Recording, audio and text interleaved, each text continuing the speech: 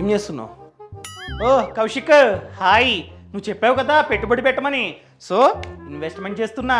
నువ్వే కదా చెప్పావు మనకి ఎంతైతే జీతం వస్తుందో దానిలో 30% పెట్టుబడి పెట్టమని.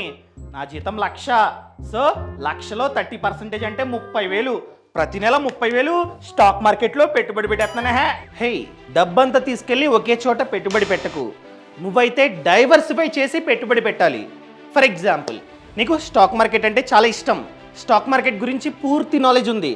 అలా అని చెప్పి ఎంతైతే డబ్బుని సేవ్ చేస్తున్నావో ఆ డబ్బంతా తీసుకెళ్ళి పెట్టుబడి పెట్టకు. ఎంత పెట్టుబడి పెట్టాలి?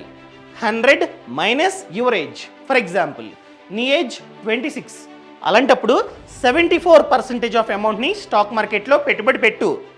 రిమైనింగ్ 26% ఆఫ్ అమౌంట్ని debt instruments, post office schemes, government schemes, PPF etcetera వాటిల్లో పెట్టుబడి పెట్టు.